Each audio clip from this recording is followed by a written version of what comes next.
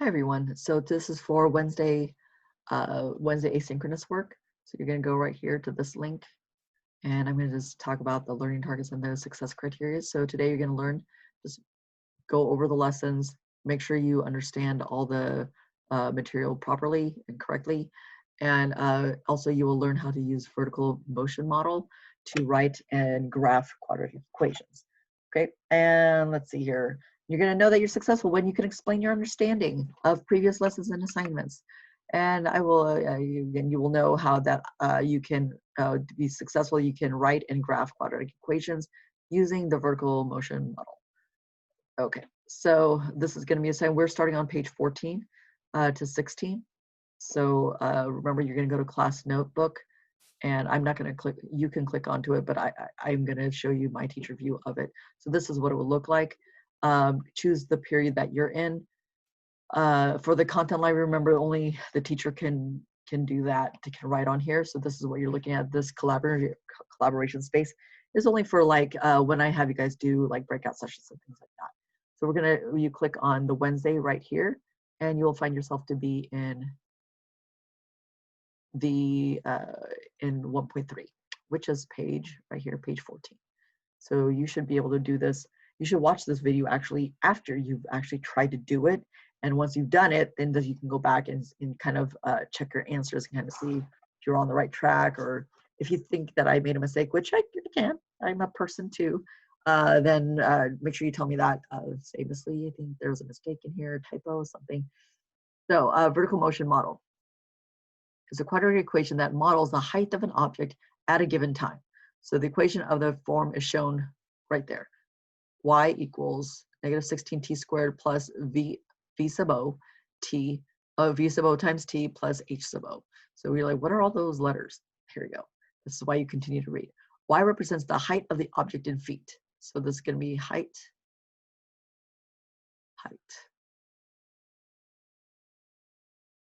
of whatever it is being thrown. Okay. Should probably finish that. Height. And so remember, we're talking about feet. And then it says that t represents the time in seconds. So this is going to be, so this is true in all things. So if you are like in CSI and they're trying to figure out some velocity thing or some how high was it thrown from or anything like that, this is what they're using, this equation. So this is going to be t is equal to time. That's why it's t. And then it says right here, the object has been moving, so VO. So this is assuming maybe it was thrown, right? So then there's an initial speed. So this is going to be initial vertical speed. So the up and down, not the left and right, right? So this is going to be right here.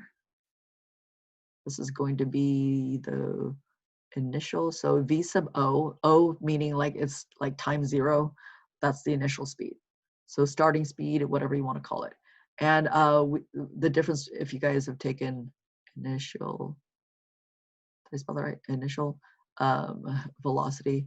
Difference between speed and velocity is that velocity indicates which direction. So whether it's up or down. And then, and that's why, and this one right here, this is actually the gravity. Okay, so, oh, actually, don't quote me on that. And then HO, I'm going to just do a little tiny one.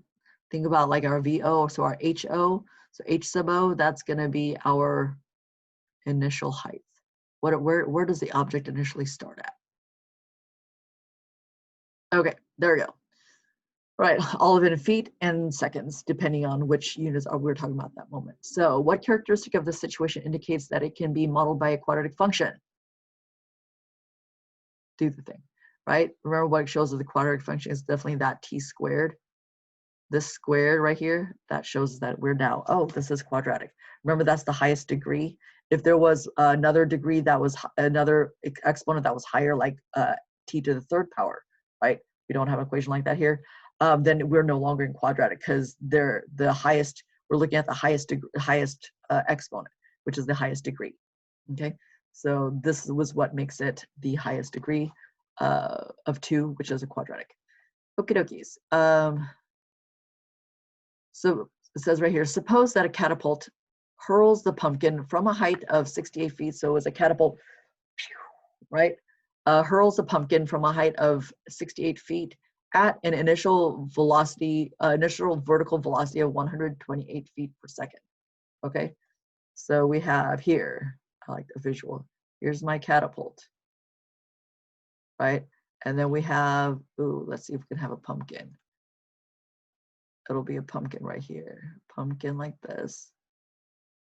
And then we're going to fling it. So it's going to be like, pew, like this, right?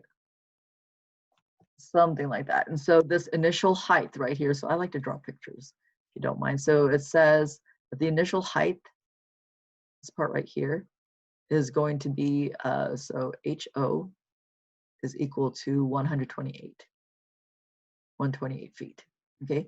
And then that's this right here, so this is our HO. And this one right here, so it says initial vertical velocity is 128 feet per second. This is quite fast, I feel. So it's gonna be our VO. And it says write a function for the height of the pumpkin, h of t, in terms of t. Okay, so here we go. So h of t, so h I'm assuming is height of the time in seconds. So remember the height depends on what time it is, right? Time is our independent variable. Think about, what is it called? In your science class, you did a lot of those. You should have done a lot of time and height kind of graphs. Okay, so I'm gonna look back up at that equation. So remember that y is now our h of t is equal to, the negative 16 is always gonna be negative 16. That doesn't ever change. We're gonna go negative 16 t squared plus our initial velocity, which we said it was gonna be 128. So 128 t, and then our initial height, which we said was 128. So plus 128. Boom, done. Okay, so that's the function. And now it says, does the function you wrote have a minimum or maximum? Remember we talked about this yesterday, which is my today. So remember what are we looking at? We're looking at this guy right here. So remember, in front of the t squared is what makes it quadratic. We're looking at this guy right here, right? The coefficient of t squared, which we call a, is going to be, is it positive or negative? Remember, if it's negative, what do we say? If this is negative, then, so it's going to make this it's going to make this upside down U, right? Parabola. So the parabola is going to be open down. And that means we're going to have, is that a maximum or minimum, right? So this one's going to definitely be a maximum because that's as high as it's going to go. Okay. So make sure you're writing it in your own words. And how can you tell from the form of the function, right? Remember, we're looking at the coefficient of t squared.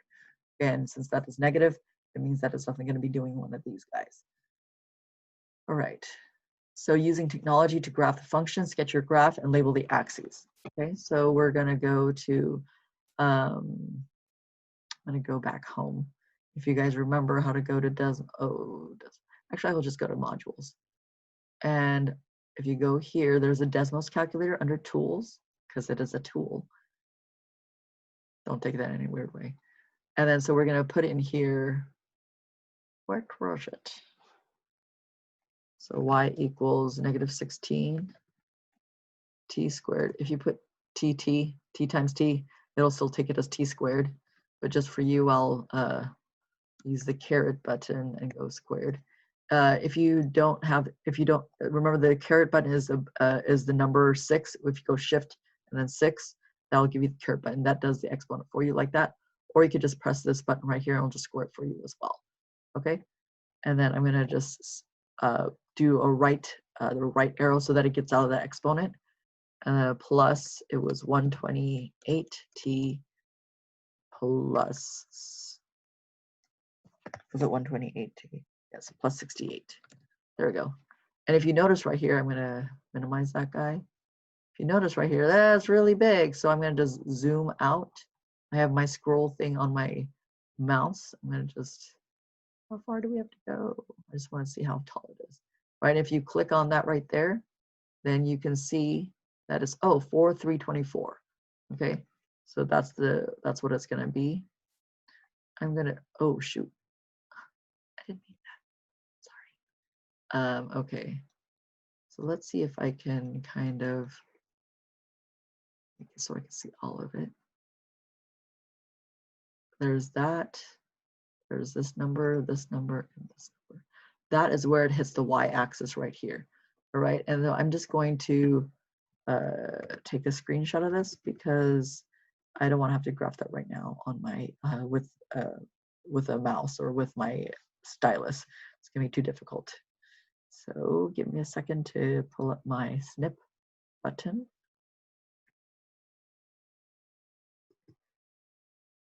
Yep, we're just gonna go like this so we have all that information in there. All right, as my kids would say, that's a cheat to the system. All right, okay, where's me? Okay, here's my notes. I'm just gonna paste it right here. Apparently I cannot put it on top, but that's okay. I'm just going to bring, so I'm just gonna bring this like this. Okay, so you can see that. Yes, so here it is, and this is gonna be all the different features right here that I'll just write about. I would make sure you're labeling where this is intersecting at. And if you notice right here, this is not intersecting at 0, 0. It's intersecting a little bit before that. Like literally it's like 0.5 before the 0, 0. Okay, so this is not intersecting at the origin. So yours also should not be intersecting at the origin. Yours should look something like this. Okay, obviously I did make mine as narrow as that one, just so that I could see the features a little bit clearly. So these guys right here at the bottom, this one's gonna be negative 0.50, and this is gonna be 8.50. And then our y-intercept right here, that is gonna be right here, it says 0 and 68, right? Which makes sense, that's our initial height. So at time 0, right, our initial height is gonna be at 68. So 0, 68. So this is kind of like if you were to travel back in time, like by half a second, it would be on the ground. Okay, and half a second later, it would be at 68 feet. That's if you want to think about it that way. And then the highest point right here, unfortunately, mine's not very symmetrical, so hopefully yours is a little more symmetrical than mine. I'm just going to call that the highest point. And that's going to be this guy right here. So this is going to be 4,324. So this is our max point. Okay, our highest point that it could be. And we're going to call this, we actually call this, it has a name, the highest point or the lowest point. Either one of those, the min or the max, it's called a vertex. Think of like a corner, like in geometry, same kind of idea. All right. So again, it says to label the axes. So this is going to be, we need to do this. So let me just write with this one. So the X, what does the X stand for? Think about the T, right? It's the same thing. So this is going to be the time. And I'm going to just label it in seconds. And then this guy right here, the Y, is going to be the height. Let's see if we can write this way. And do this. Figure this out. Okay, I can't do it that way. Okay, I don't know how to write sideways on mine. I'll figure it out though. So this is the height. Pardon my terrible handwriting. I will figure it out. Height in feet. Okay, something like that. Right, so that's what yours should look like. And so use technology to determine the maximum or minimum. For in this case, we know it's the maximum because that's the highest we can go. And we already used the technology for that. So it's definitely for us, it's the maximum. And explain what it means in terms of the problem situation, right? So we can say that the highest, how can we word that? The pumpkin, because we're checking pumpkins, the pumpkin will reach its highest, oh, I cannot spell highest apparently, it's height. Its highest point at, how many, so it's 324 feet, right? Remember, it's, the height is 324. 324 feet.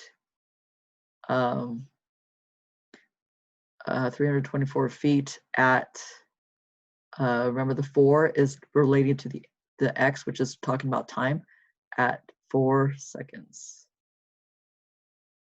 So after 4 seconds, the pumpkin is gonna reach that highest point at 324 feet, and then it's gonna start going down. Okay, it's all downhill from there. So you can ask yourself, did you reach your maximum? No, you haven't. You're still on the uphill. You're getting there. Right? We're all getting there. And so that's what it means in terms of the situation. Determine the y-intercept and label it on the graph. Ooh, look, we did that. Okay, so you might, if you want to write down on here, y-intercept. Okay, and then explain what it means in terms of the problem situation. So 0.68. So remember, so that's when time is equal to 0. So the height of the pumpkin is 68 feet when it is first launched.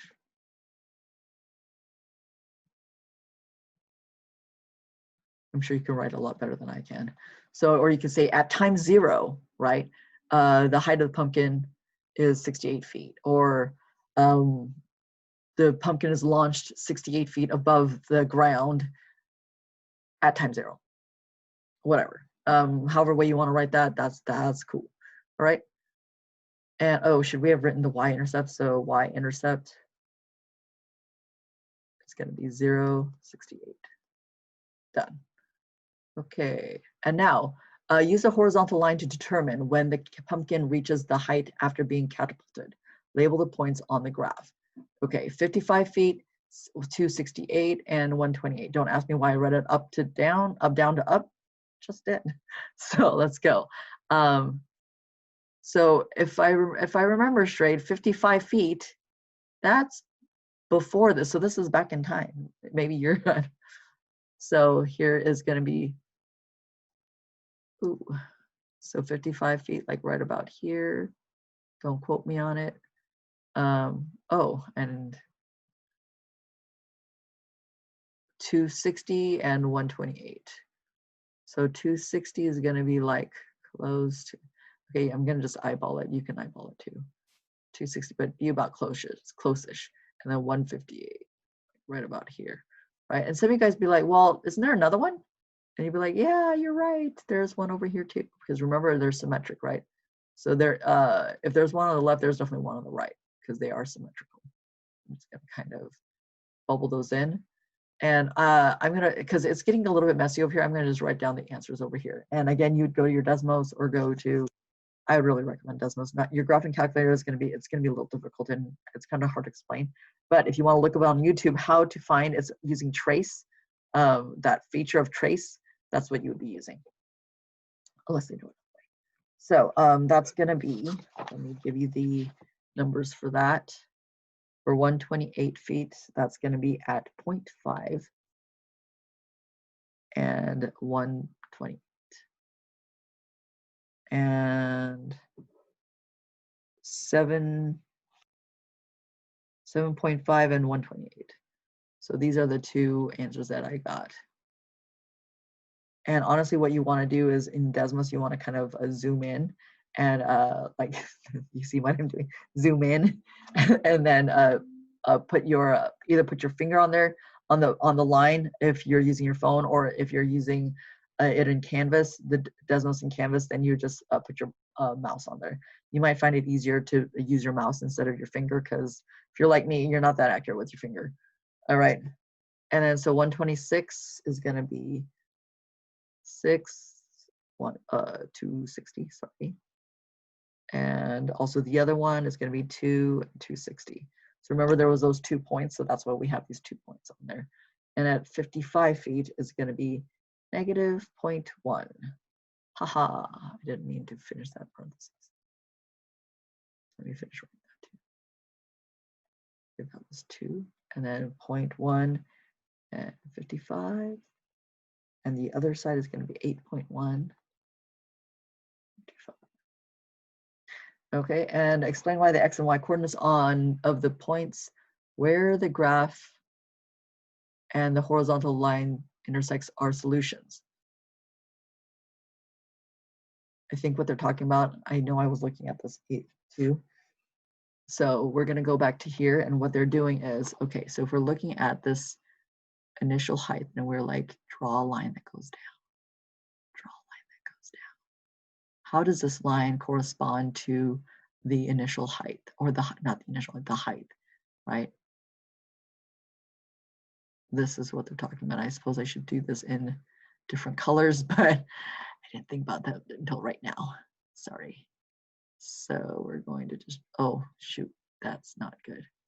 Undo that. Okay, we're going to just draw down, draw down. Okay, pretend that that's straight.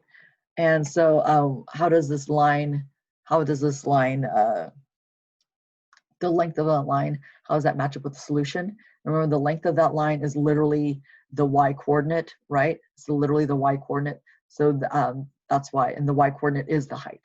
Okay, so that's how they relate to each other. Okay, and so I wrote down the length of the horizontal line is the height of the pumpkin at that given time. Oh, did you want me to write that down? Did I read your mind?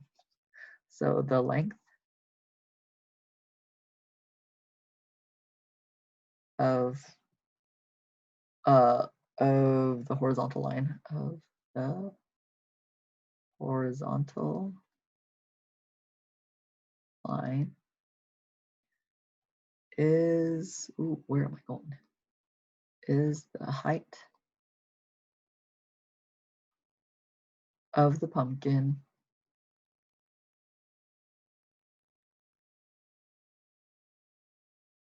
oh, no period. That's not a period. At that given time.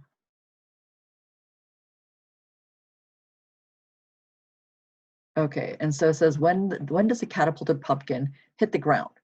Label this point on the graph and explain how you determine that answer, right? And how do we know that? We're like, oh, remember the height above 324 feet above the ground, and then it's going lower and lower and lower and lower until x-axis happens, right? So that's the ground. That's when the height is 0, because remember this height from the ground. So that's when it's 0. So there's technically not in a context, but in mathematically, there are two times where that would happen. That's one right here at 8.5 seconds and one here at negative 0.5 seconds. So obviously this is not really a solution in this situation because it doesn't make sense. So we would say pumpkin hits the ground at 8.5 seconds after catapulted.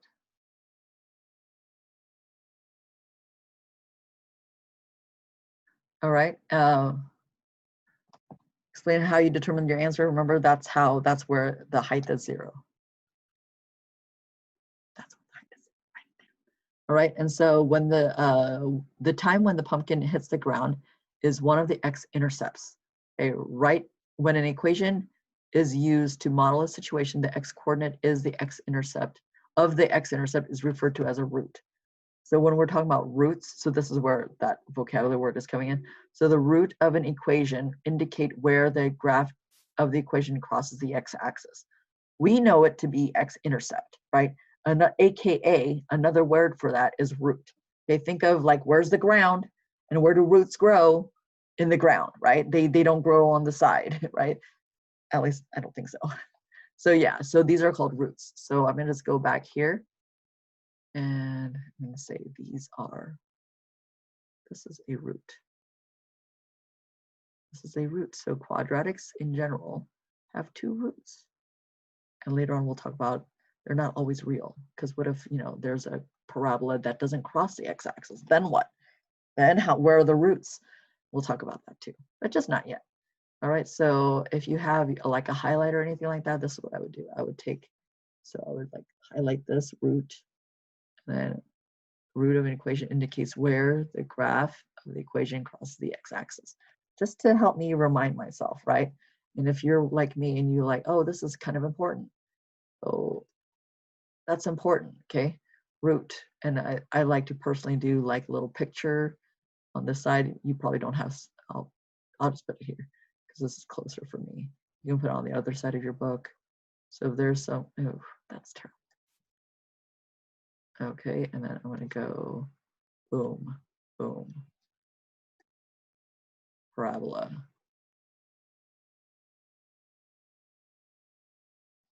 And then I'm gonna be like, roots, like this. This is what I'm talking about. I'm visual, so I like to draw pictures. When I take notes, I draw pictures sometimes, like not of the thing pertaining to it. So, and that's where we're gonna stop right here, okay? So if you have any other questions, just review this, see if it makes sense to you. You gotta process it in your brain. If you watch this video first, before even doing the problems, not cool. Okay, go back and do the problems and then try watching it again because it'll make more sense to you. Your brain needs to make sense of it. If I'm making sense of it, it makes sense to me, but that doesn't make sense to you. So just make sure that you're that you're doing that by yourself and helping your brain to process, right? I will talk to you later. Bye.